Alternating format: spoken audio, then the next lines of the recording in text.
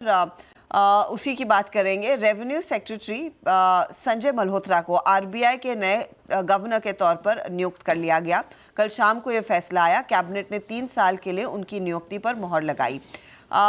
बुधवार को यानी कि 11 दिसंबर को संजय मल्होत्रा साहब कार्यभार बतौर आरबीआई गवर्नर संभालेंगे।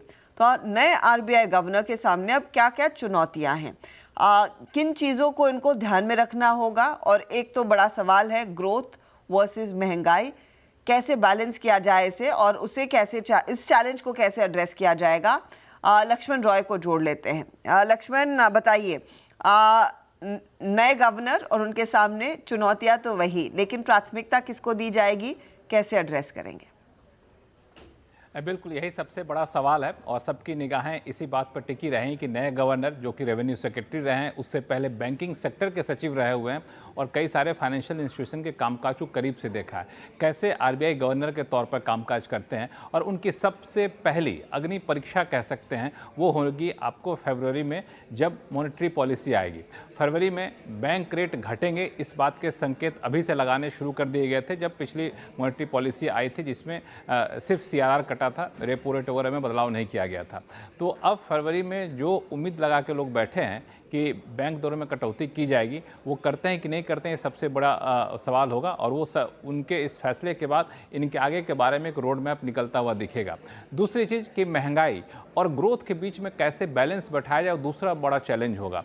महंगाई दर में जो बढ़ोतरी देखने को मिली है वो Q4 से कम होने के आसार दिखने शुरू हो रहे हैं। इस बीच ग्रोथ काफ़ी नीचे आ चुका है, आरबीआई के अपने जो अनुमान थे 7.2%, उससे भी नीचे आ चुका है। उसको कैसे आगे बढ़ाया जाए, ये एक बड़ा चैलेंज होगा। तीसरा, एक नई बहस छिड़ गई है कि बैंक रेट तय करने में, मॉनेटरी पॉलिसी अपनी ब्याज दरें तय करने में फूड इन्फ्लेशन, आलू प्याज टमाटर की कीमतों को क्यों कंसीडर करती है। सरकार के अलग अलग मंत्री बयान दे चुके हैं, तो ये बहस आगे चलकर बढ़ेगी और सरकार से अभी भी निकल कर ये आए हैं, तो इस बहस का क्या सॉल्यूशन ढूंढते हैं, ये देखना होगा। चौथी चीज़ कि जियो पॉलिटिकल जो सिचुएशन है, बाहरी फैक्टर की वजह से कई बार दबाव पड़ता है रुपये पे या फिर घरेलू इकोनॉमी पे, तो उससे निपटने के लिए तुरंत उनको एक्शन लेना हो, रुपये में गिरावट आए तुरंत रोकना हो, तो ये सारी चीज़ें इनके देखने वाले यहाँ पे बात रहेगी। तो मुझे लगता है कि चुनौतीपूर्ण होगा।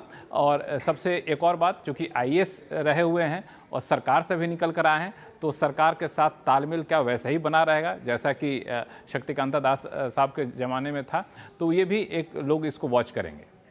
बिल्कुल लक्ष्मण जी, और बहुत बहुत शुक्रिया। आप हम श्योर हमें इन्फॉर्मेशन देते रहेंगे जहाँ पर जो भी डेवलपमेंट्स आएंगे। लेकिन क्लियरली एक ऐसा नाम जिससे मार्केट भी थोड़ी होप लगा कर बैठा है, और ब्रोकर्स की क्या राय है, एनालिस्ट की क्या राय है, इस पर आज सुबह काफ़ी रिपोर्ट्स आई थी। यतिन ने वो रिपोर्ट्स पढ़ी और थोड़ा उनका एक एनालिसिस किया। यतिन के पास चलते हैं इसके लिए। Yatin, good afternoon. Good afternoon. और जो मेजर ब्रोकरेज हाउसेज हैं वो एक्सपेक्ट करते हैं कि आरबीआई गवर्नर साहब जो है 25 से 75 बेसिस पॉइंट्स रेट कट करेंगे। ऑब्वियसली अगर हम ब्रोकरेज की बात करें तो सिटी एक 25 बेसिस पॉइंट्स की रेट कट एक्सपेक्ट कर रहे हैं। उनके हिसाब से संजय मल्होत्रा की जो बैकग्राउंड है स्ट्रॉन्ग फिस्कल साइड की, स्ट्रॉन्ग मॉनेटरी साइड की, वो कहीं ना कहीं आरबीआई गवर्नर के रोल में काफ़ी अच्छी कारगरता दिखाएगी। गोल्डमैन सैक्स को भी लगता था कि इन्फ्लेशन एक चैलेंज ज़रूर रहेगा आरबीआई गवर्नर के लिए, और इसीलिए उनके मॉडल में वो 50 बेसिस पॉइंट्स का रेट कट अज्यूम कर रहे हैं अगले 12 महीनों में। और कहीं ना कहीं आरबीआई की जो ट्रांसमिशन को लेकर पॉलिसी है कि किस तरीके से रेट कट आम आदमी तक पहुंचाया जाए, उसमें जो गवर्नर साहब का रोल है वो काफ़ी अहम रहेगा। तो ये एक चीज़ है जहां वो खास ध्यान देंगे।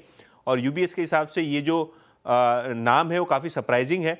उनको लगता था कि शायद ये एक्सटेंशन उनको मिल जाता पुराने गवर्नर साहब को, तो वो नहीं हुआ। लेकिन 75 बेसिस पॉइंट्स का एग्रेसिव रेट कट कुल मिला के अगले 12 महीनों में यूबीएस ज़रूर एक्सपेक्ट कर रहा है। ओके, तो ये आपके लिए क्लियरली 75 बेसिस पॉइंट की कटौती की उम्मीद यूबीएस की तरफ से, लेकिन भाई बैलेंसिंग एक्ट इनको करना पड़ेगा ग्रोथ वर्सेस महंगाई का। इस बीच